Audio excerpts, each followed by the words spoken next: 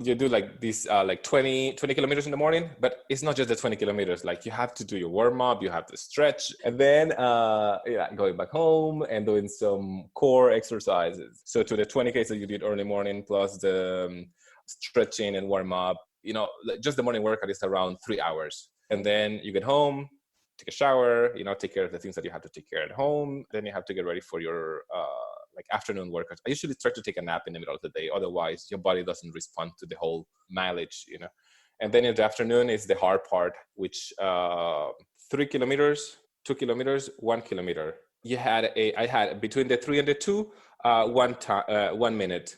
Between the 2 and the 1, 30 seconds, and between the 1 and the 3, 1.5. And I will have these 5 times, 30 kilometers interval. Hi, my name is Michelle Lewis. 10 years ago, you'd have been lucky to see me run to the end of the road. These days, running is second nature to me. From marathons to park runs to putting my own running group through their paces. You'll often see me in suitably loud attire, getting ready to pound the pavements. And here's a secret. If I can do it, you can too.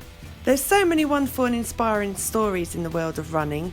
And not just running, some of my favourite tales involve those who take to their wheelchairs, bikes or simply their own trusty feet in an attempt to get fitter, faster or just have some fun. In this podcast, I'm going to be in conversation with some of the most inspiring and fascinating of these people. Remember, it's your time, your speed, your way. The only person you need to keep up with is yourself.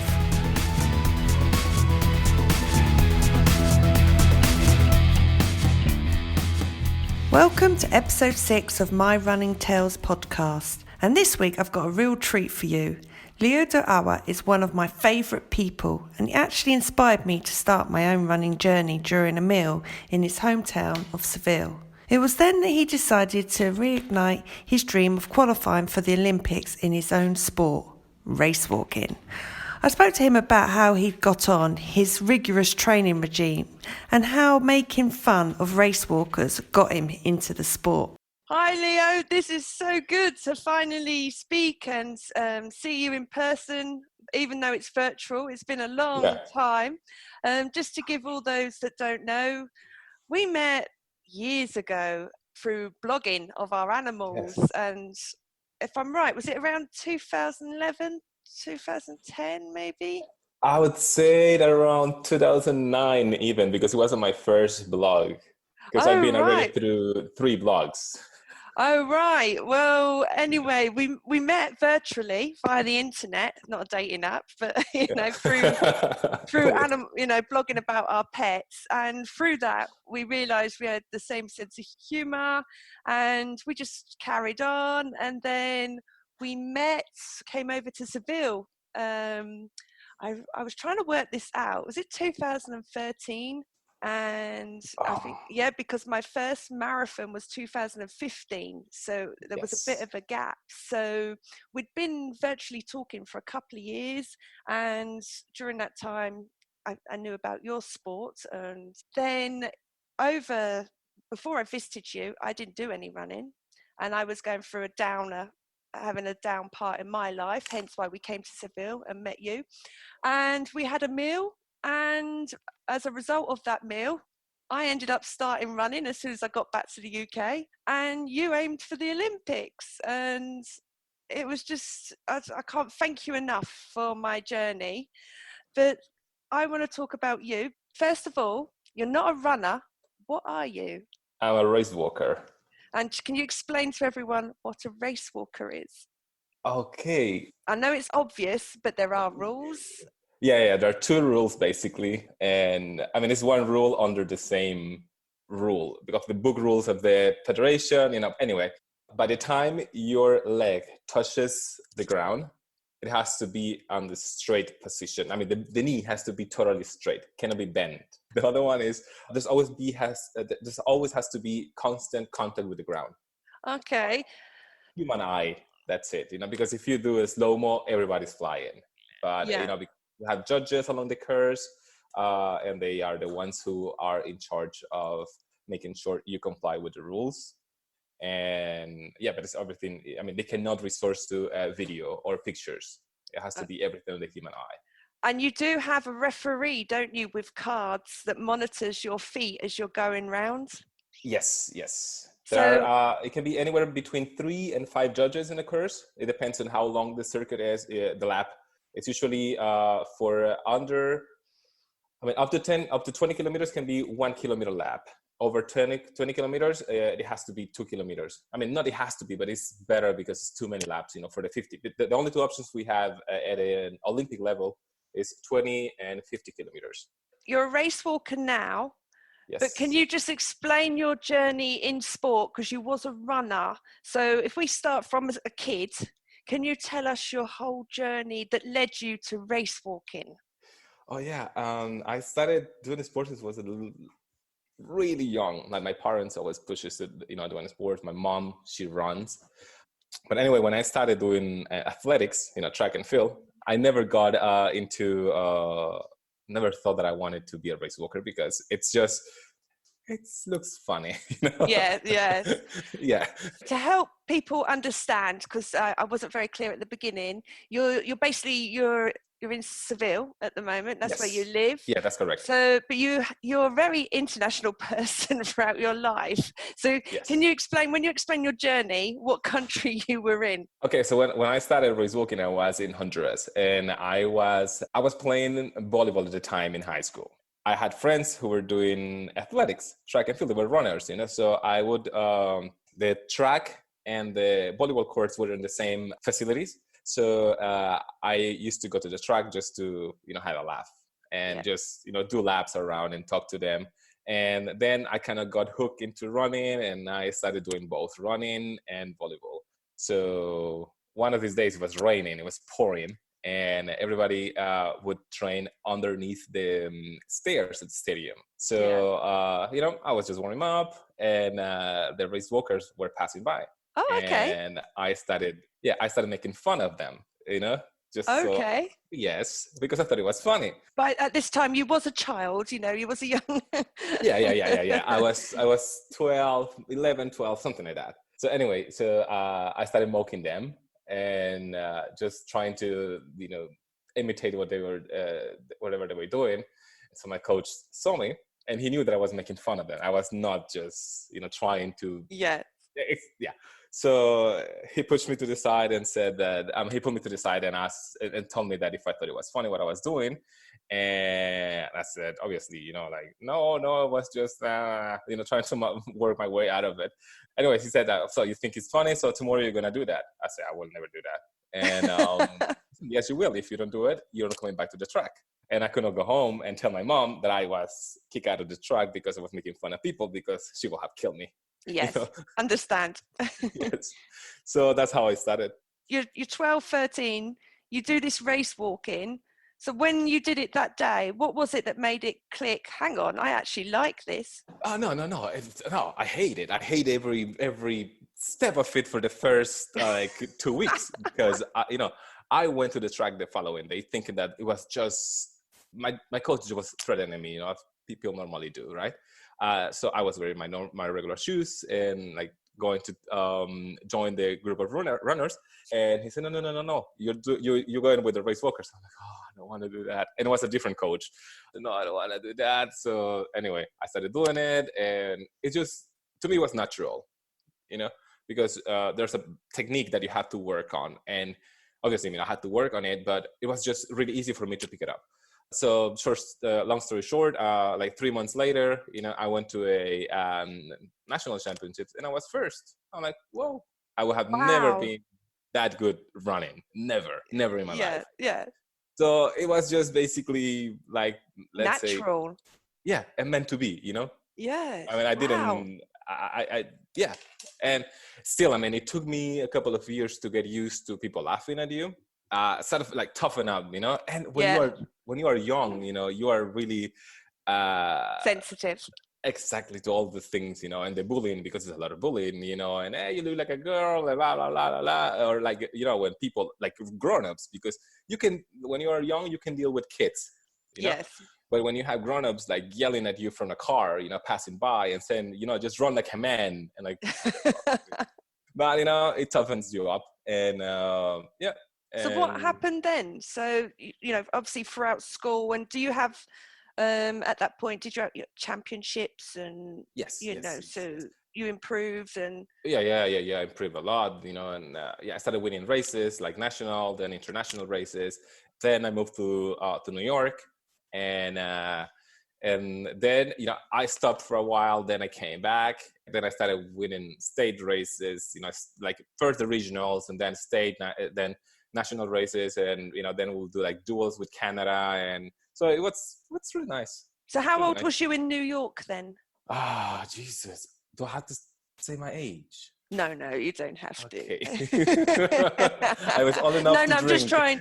Okay, I'm just trying to get an idea of, like, obviously, was you a teenager and went with your parents to New York, or was you a young adult? No. I was college. So you carried on the race walking, yes, even at higher education, and then I did. After higher education, and you went into employment. Did you carry on? No, actually, I there was 2008 was my last year race walking, because I was really close to making it to Beijing, but I got injured in February, and by the time I came back, I came out of the injury, it was like a month and a half, so I couldn't get back in shape soon enough to get back to the standard what it used to be, and where you have to be to meet the qualification standard. So I just decided to quit. It was my last year of college also, and I said, I don't want to do this anymore, because when you do sports like in a sort of professional, and I say professional because you don't make a living out of this, it's you sacrifice a lot of things, like your social life, family, friends, and then the kind of fun that like teenagers are supposed to have, or at least it's expected to have, like partying and drinking and all these things, right? But they are fun, exactly. I didn't, because I had to race or I had to work out the next morning, so yeah. And it was sort of like a really rough patch, in 2008, so I didn't want to do anything. I didn't want to have anything to do with race walking at all, and after that I moved to Spain. I was like still trying to stay in shape, like going for like 5Ks one day, and then I would never do that. Race walking or a jog? Yes. Race walking. No, race walking. Yeah. Okay. Then I would race walk for 5Ks, and then not do anything again for a month, and then another 5Ks, here and there. I was not getting into it 100%.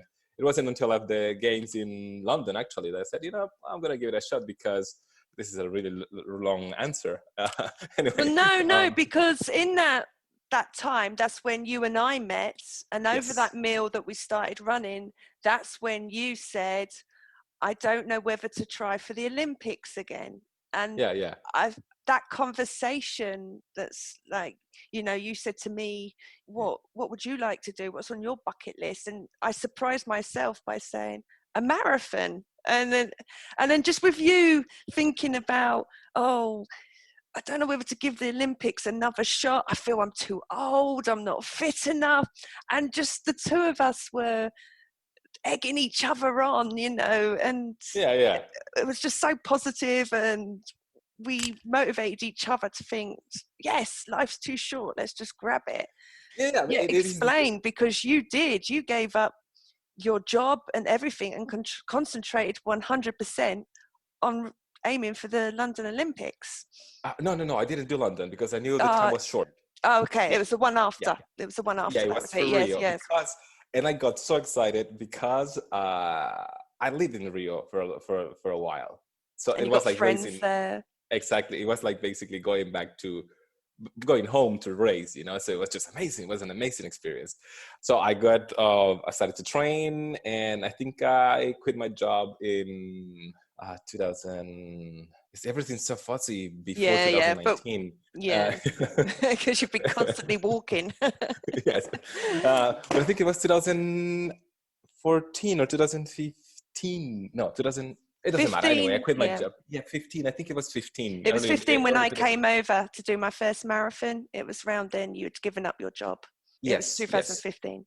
Yeah. Yes. So yeah, because I needed those years, from when we started talking up to 2014 to get in shape and see if I really wanted to do it.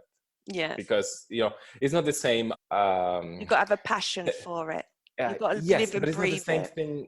It's not the same thing, like you saying, and this is not me trying to, it's not the same, like me saying, okay, I'm going to run my first marathon, and it's just a hobby, Yes, I because understand. Yeah. you do it when you have spare time, and if, still, I mean, it's sacrifices, like it sacrifices at different levels versus it's still a huge sacrifice, right? But when you want to be in this kind of, Elite. like compete, exactly, it is a full-time job, because up to when you came to Sevilla for the marathon, 2015, yeah. yes, I was still working. I remember. Yeah, because you were taking care of Doggy those days. I mean, Yes. yes. Doggy is his dog's name, by the way. Yeah, and so you were taking anyway.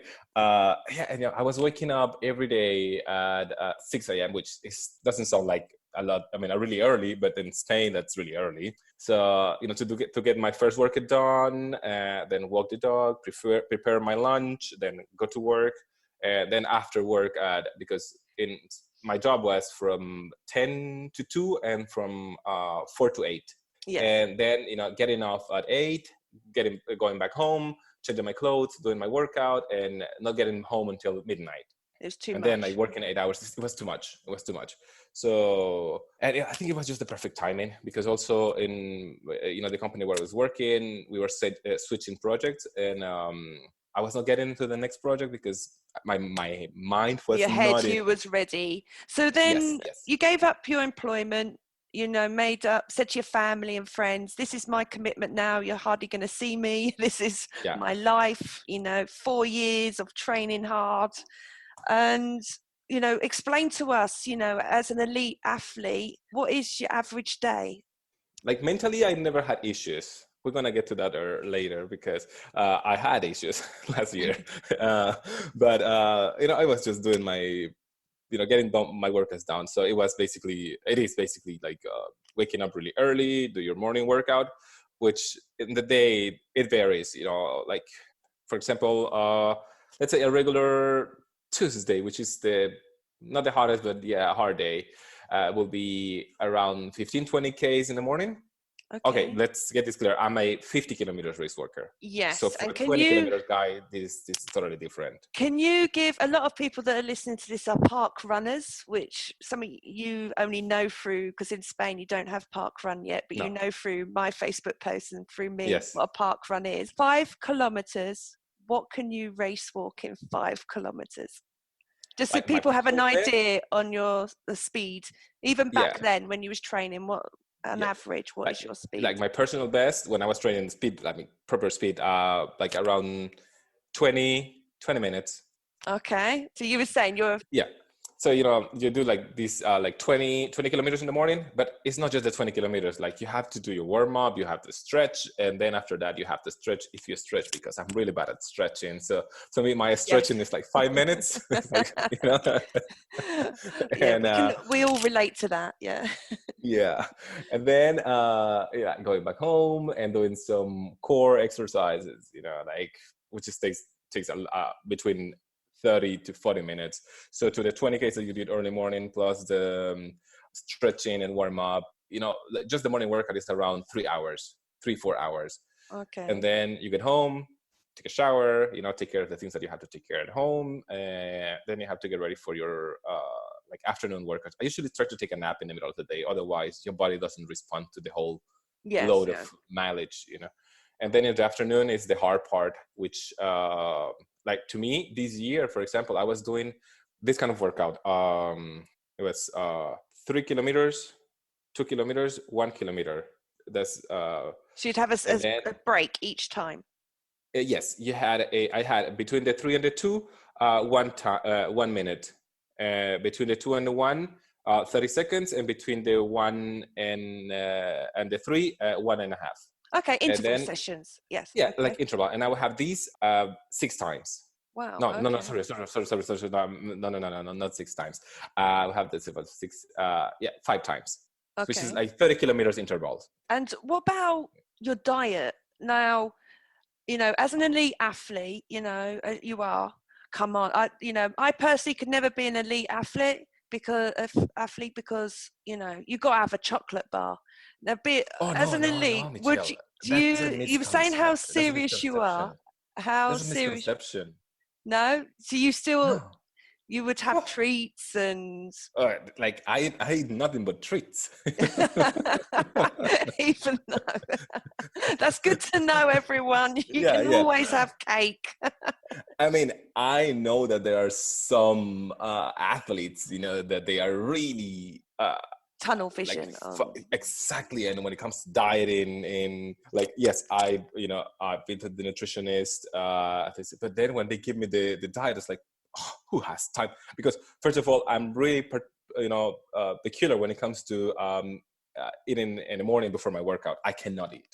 Yeah, I'm like you. I cannot eat, because if I eat something, I Yes. just toss my cookies. I just barf all over the place.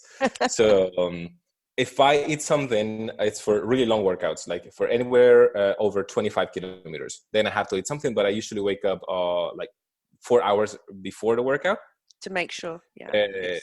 eat something, and then I go back to sleep. I don't even I didn't get up. Just I bring it's usually sweet potato. So I just steam the sweet potatoes and just put it in a Tupperware. Take it to my bedside table, and when it's like 4 a.m., I walk. I just get the Tupperware, open it, and I don't even get up. I just stay there, laying in my bed, and just putting the potatoes in my mouth. Sweet potato in your and washing sleep. them down with water. Yes. Oh, so your journey then during the Olympics, obviously, if you can explain to everyone what happened. You trained, you was doing so well, you was traveling around the world competing, and then it came to the qualifiers in Italy. What Yes. happened? This is funny because I was training so hard, and I went to the World Cup in Italy, and I was feeling like good up to halfway, but I was not doing good at all. But Your I got so performance wasn't good. So you no, felt it good, was but your terrible. performance was Yes, terrible. yes. Okay. I mean, because I got mixed up with the time to start with the laps, because Yes. the race was in Rome, and we started at the Colosseum, and then we had to walk like some really odd distance, like 373 kilometers, all the way to the circuit, because we have to do another lap at the track, and the circuit is always 2 kilometers. So because we had to start at one point and finish in another one, but it still like had to do a couple of laps in the official circuit, so it was a mess, right? So when we made it to the track, to the circuit, I got so mixed up with the timing, and I didn't, it's just, Couldn't I focus. felt like a newbie. Yeah, and then when we passed the 10-kilometer mark and I saw the time, I said, oh, well, this is good. This is really good. And I felt like I was like putting everything out, right? But then when I realized what I was doing, this is shit. And I was feeling like crap. I was I was Did you doing go it, too like giving it fast? all. So that 10 No, yeah, kilometers, you was at your I max? was, yeah, I was The whole. feeling, no, not at the 10. I mean, I did it the whole, I was doing 20Ks then, and I did the whole thing. And it was basically my worst time and a long time. And I didn't know why. Then, the days prior to the race, I was sneezing a lot and coughing, but I thought it was an allergy. I don't have any allergies, because, you develop allergies when you get old. I'm Yeah. not old yet, but, yeah, I didn't know what it was. But then when you start like putting things together, like the months coming to the race, there were days that I was feeling really exhausted, and I would get home, and like even doing 5Ks was too much. When you are doing these, you don't, like, if you get a cold, you just train through it. Sometimes you go even for workouts when you have a fever. It's like you just have to get over it, right? So you never pay too much attention to things. The So small after the bits. Yeah. race in Rome, I still had a chance to qualify, but I went back home and I started feeling like crap. like workouts were even harder. And then I will feel like I was like just dealing with a man flu for a couple of days. And then, I went to the doctor, and the first doctor that I went, he just gave me he said, no, I just have a cold, just have a flu, okay. So he gave me some, things for the mucus, because I had a lot of mucus. Anyway, but then I came, because I was living back then in a town in Andalusia still, but it's Almeria, which is in the middle of nowhere. It's totally, yeah. But then I came back to Sevilla and went to the doctor, and what I had was pneumonia. So I was this whole time, I was dealing with pneumonia, and I didn't know. And then I had to stop for 40 days, and this was already June. The games were in July, so obviously I didn't qualify, But I still went to Rio, and I partied. Yes. But you did. I remember at the time, you did go off walking. And how did you feel? Especially on the day that the event was happening, thinking you'd worked all these years. It was like I needed to be there, and like being so close and yet so far, it's like that feeling. You still had to be part of it. Yes, that's I had amazing. to be there. So yeah, I mean, it wasn't too bad actually, because I was really mentally strong, and I knew that I had done everything that that I could have done up until that point. Happen. Yeah, and it didn't happen because something that I couldn't control.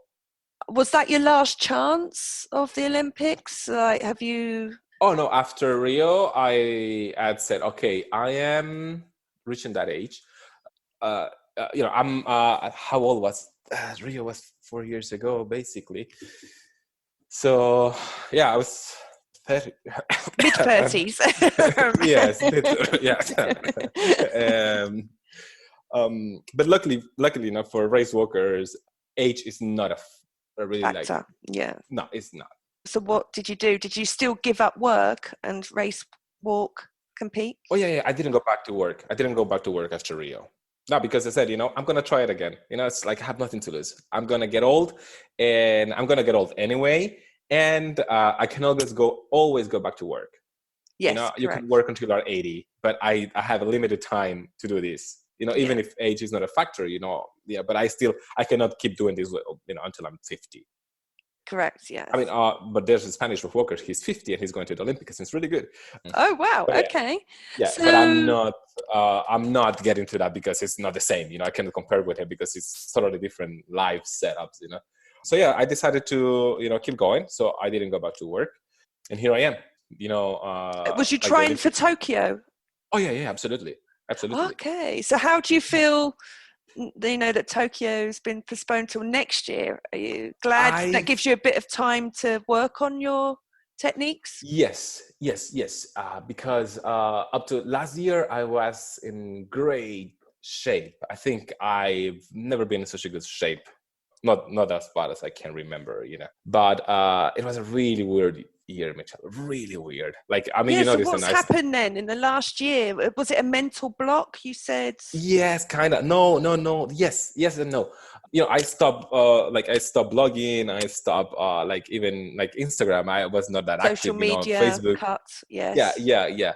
Because I didn't know how to deal with all that crap. Because I was in extremely good shape in January, and I got injured. I remember seeing your post, and you would detail. That's one thing I like about following you as well. You always give a report on each race, and there was quite a few last year, like you said. Everyone, it was just like, no, he's had another bad race and another. Yeah.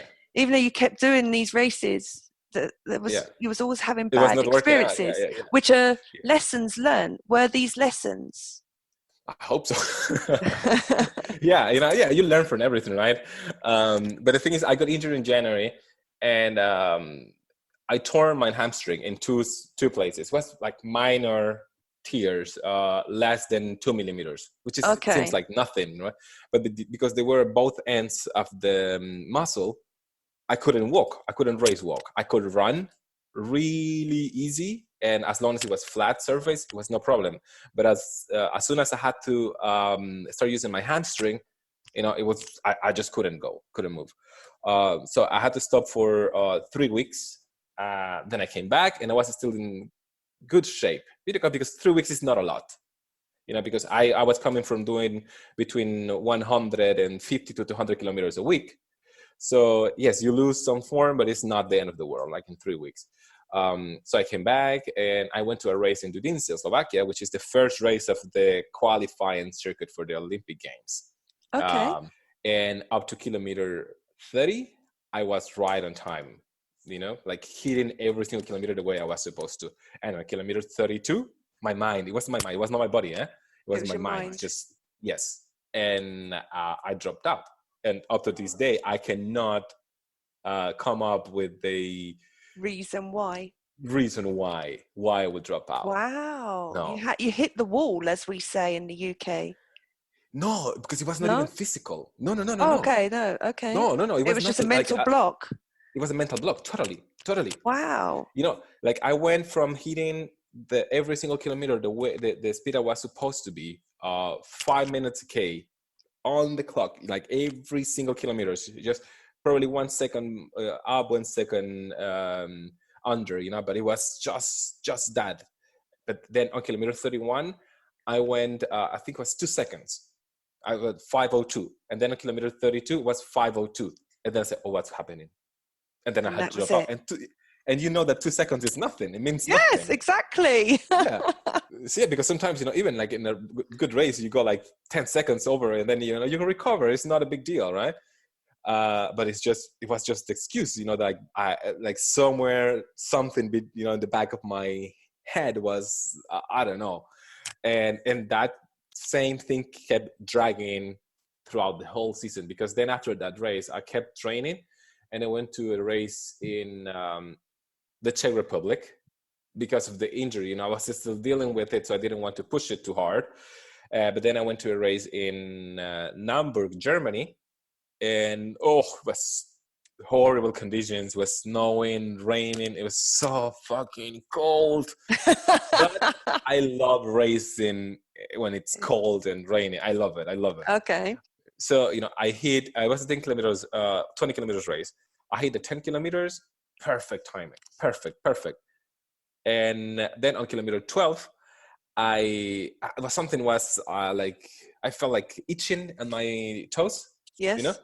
And then I looked down and I saw the shoes covered in blood, which is okay. It's just one nail scratches. Exactly. Yes, we've all been there. Yes. Yeah. So it's not just a a big deal. toenail. That's That's not a problem. But like, it was something in my head. Is okay, you have to drop out, and I dropped out. Wow. So another city race. Then it happened. Then I came back to Spain because and here I'm in a club and I had to do 3 races a year with the club, part of the club championships. So I had the first one and I won the first one. Then I went to the second one and I had to drop out at the kilometer 2, but because of the injury, I tore my hamstring again, basically. Okay. Yeah. You pushed yourself too hard. Yes, and then after that it was just ice. I tried to come back in June, and I was just not finding the same fire, the same motivation, and it was a really rough year. So how did you get that fire back again? You've had that bad, and now I don't think I have it yet, 100%.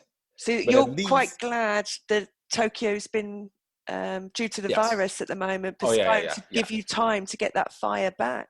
Absolutely. No, and it's not the fire, it's just like getting back in shape, because I couldn't, I wasn't training with the same motivation, but I was still training.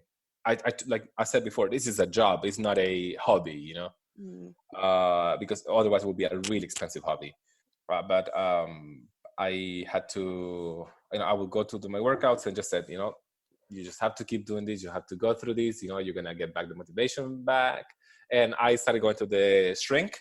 And has that helped? Yes. Nothing special, actually. People ask me, so what do you talk about him? About it with him? I said, not really. He just tells me to put myself in this situation, but I just think it's funny the way he says it, and I don't do it because I start laughing. Like, it tells me, just because it's it's not about sports.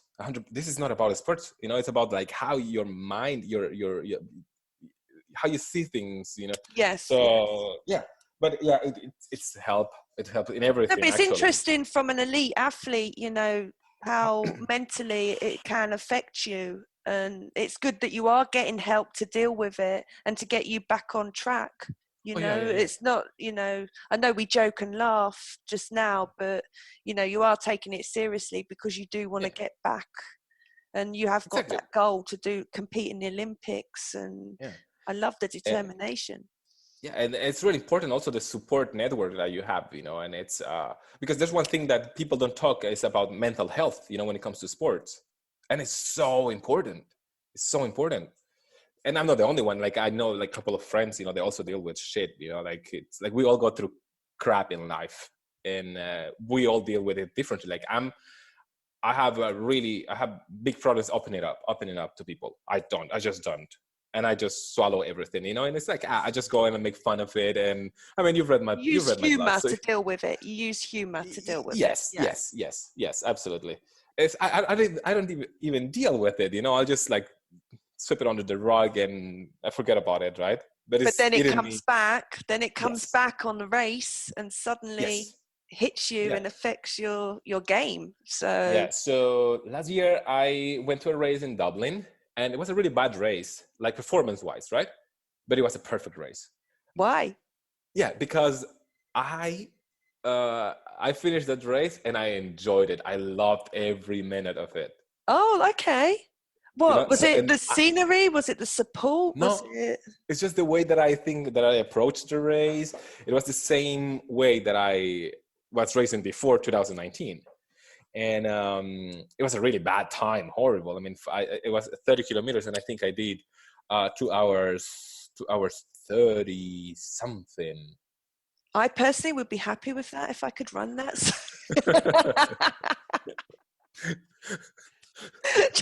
Perspective here, Leo. Perspective. So anyway, we've heard all about your journey and Yeah. everything, but race walking itself. Do you know our famous race walking athletes? Because race walking, I'll be honest with you, is not big in the No. UK. So, but we have got one or two, and I am ashamed to say I don't know their names, but I know what they look they look like. I think the most famous race walker in the UK is Tom Bosworth, Okay, I and still would not have remembered that, but yes. there's another one coming up. His name is Callum Wilkinson, I think. Yeah, I they are really young, so like like I haven't like talked to them much. Have you I know competed the older against them ones. yet? Have you competed against them yet? Have you been in the No, they same do race? 20. Yeah, I think I don't think I've ever been in a race with them, but I've been with other two twins. They're older, so about my age. Dominic and from Daniel. from the UK? Yes, yes, yes, Okay. yes. They're both 50 kilometers race walkers, so they are really nice people. Yeah. So, are you shocked that race walking's not as big as it is in Spain and Portugal? Where else is race walking really big? And is it to you? Is it getting bigger? No, no, I don't think it's like there are countries that it's, for example, Guatemala. The only Olympic medal that Guatemala has is race walking. Oh, right. But Okay. it's not a big sport in Guatemala. It's not a big event in Guatemala. It's not like all kids are gonna be, oh, I want to be a race walker. It's not. It's not like that. And it's more like of a niche kind of event. Even within the track and field community, it's not A not big everybody likes it. sport. But Yeah, there's yeah. I want you to explain a bit more about Lisbon because it's got a special place in your heart. Oh yeah, absolutely. Race walking. Can you just explain, like the why you So keep going back to Lisbon every yeah, year? this race in Lisbon is a really small race. It's not a big race by any means. By any means. And it's funny. The first time that I found out about this race is because I was planning a trip to Lisbon, and I don't even remember the year. I think it was 2009, maybe 2009, 2010, something like that. And I was not training it. I was just keeping in shape, trying to stay in shape. Then I was going to Lisbon and I said, let's see what's going on in Lisbon in athletics. And I saw there was this race in there. It's like, I'm gonna do it. It's just 5Ks. It's easy. Even without training, you can do it. I mean, I know, like for park runners, it's different. I mean, what I'm saying is gonna be like, what the fuck is wrong with this guy? I mean, if you come from doing 100 over 150 kilometers a week, 5 and you say you're kilometers. gonna do 5Ks, it's nothing. So you went along. I went. I sent the entry. I sent an email to this guy, Jose, and he was so happy to receive the email, and said, yeah, you can come and you can race, blah, blah, blah. So I went, did the race, and I was not expecting much, like any other race in Spain, because, you just go to the 5K and you go back home. That's it. But then it turns out they have a big get together after the race, which is what I look forward to, because they're really nice people, and you experience it. I mean, they just welcome you like part of the group, and Jose's wife, she cooks all the food. I remember, because that's what it's about. It's not just about the race, is it? It's about the gathering and the community spirit of the sport afterwards. And I mean, I said it's not a big race because it's not a renowned race, but it's like a lot of good athletes come to the race, but they come just it's just like just for being there. It's like nobody is really like into these, how can I say it, like they just competing. No, because you have all the ages. And you even have for Down syndrome race, I think it's 2Ks. Yeah.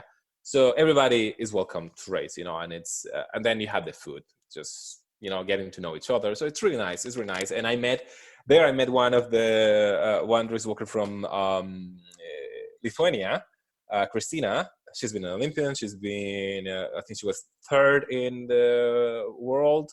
So she's really top athlete. I mean, I've met her as well. Yes. Yeah. So, and we became friends, so it's really nice. And I met also her husband, Luis, which he's part of the European Athletics Association, and he judges the race. His brother is international race walking judge. So, you find people from all walks of life in this event. So it's just amazing. I'll be honest with you, race walking, even before I met you, you only really see it on TV at the Olympics. You don't see it like other events. Is the association working to make it more, raise the awareness of race walking? No, not at all.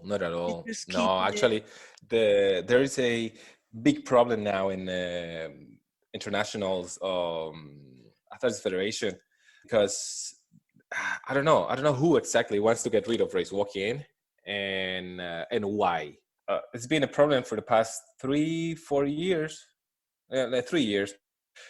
They want to get rid of the 50Ks. I mean, they already did in a way, because they said it's too long, and new generation, they don't have its attention span, that is going to last for 50 kilometers. But again, I mean, nobody watches this unless you like it. Even marathon, you're not going to sit at the TV and watch 3 hours of a marathon if you don't like it.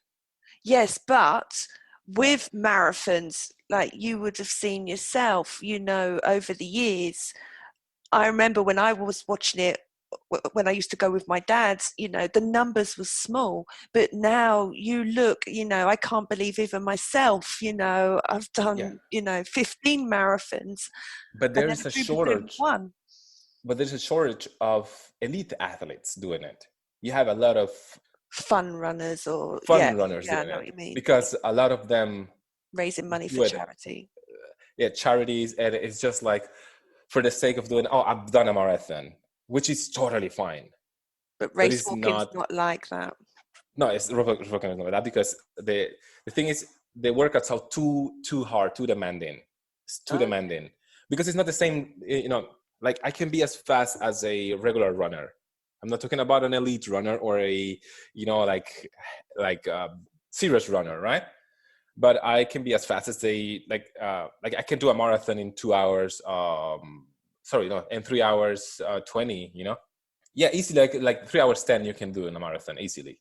Wow, that's But some speed. yes, but then, you know, the workouts are not the same as a runner, because if you run a marathon, like for an elite level, let's say, right? Like a runner doing 10Ks, he can do it between 35 and 40 minutes, and that's an easy workout. For us, it could be anywhere between 45 and 50 minutes. So we are like 10 minutes per every 10Ks more on the road, longer in the road. Okay. Thanks for sharing all about your race walking story. Just to touch, we haven't been in the last few years been busy both with our, you know, lives, with you being an international athlete and me being a, well, you know, local celeb, shall we say? No, only joking, you know. No, but on that note, I'm, you know, when I talk about you, I said, like, you know, when I see the post on Facebook, I said, yeah, it's really nice to see what you're doing, because you kept, you know, that's what I wanted to touch on for you, because you were the start of my journey. When I, you know, after that weekend in Seville, I came home and I was doing round the block where we used to live. It was 2.5 miles. And I started run walking 3 times a week. And it took me, you know, 3 weeks before I was able to jog, run all the way around. To now, for you, honestly, you know, we're talking 5 years later.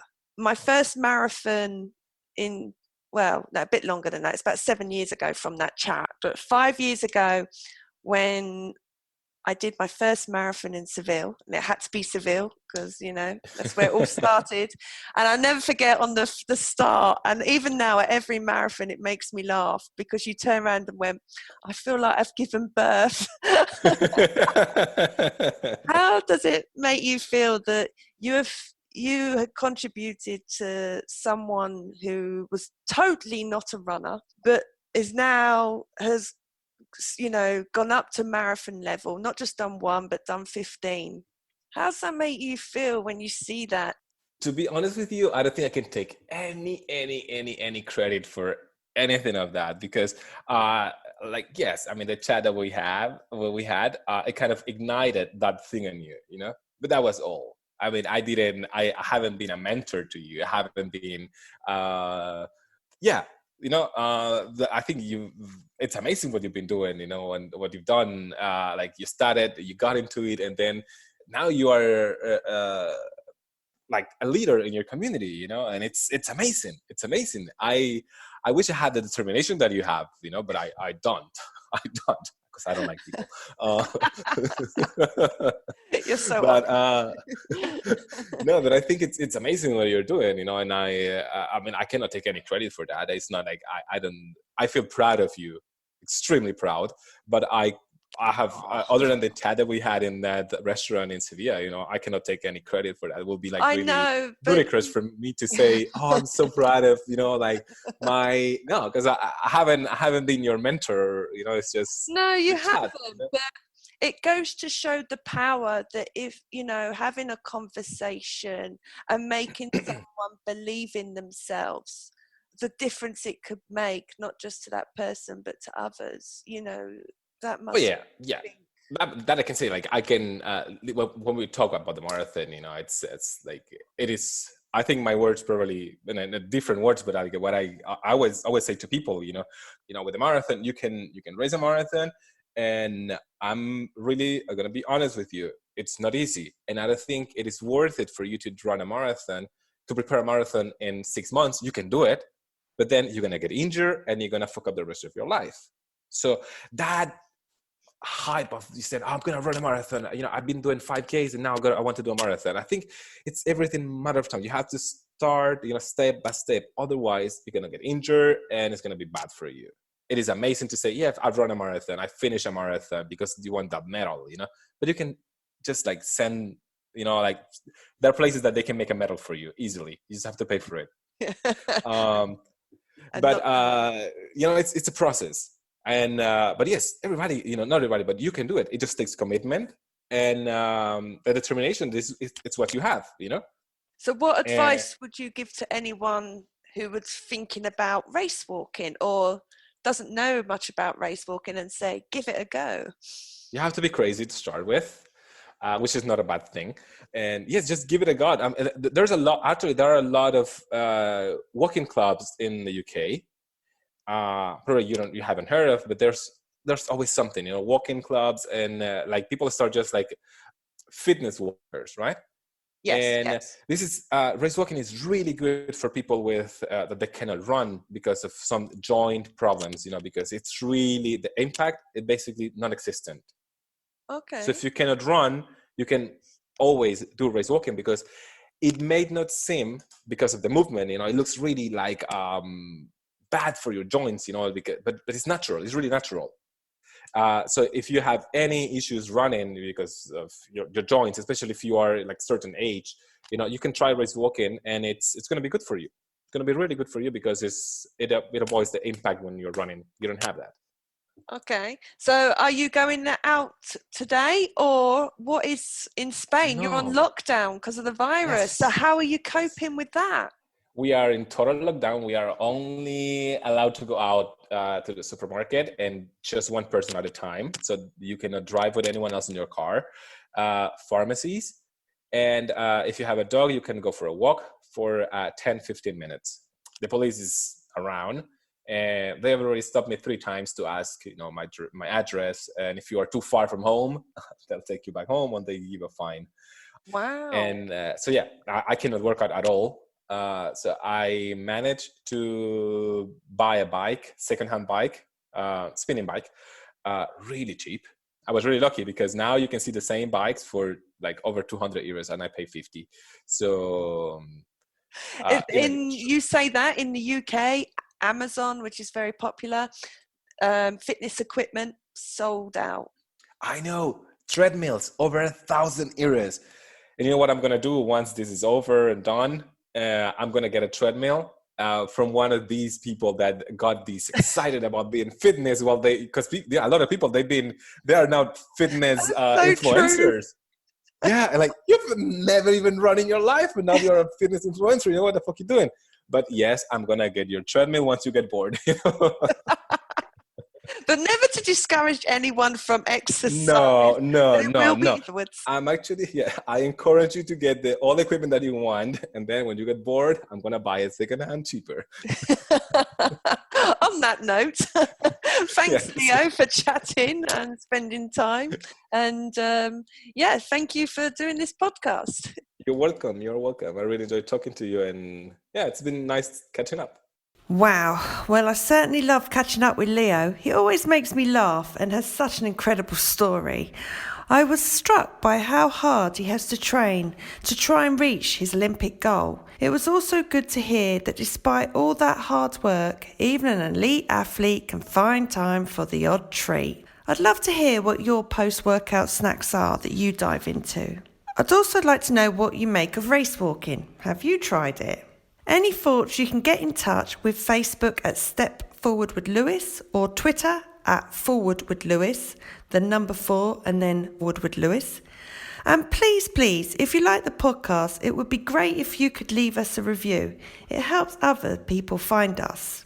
Thanks for listening, and I look forward to your company next week on the Running Tales podcast.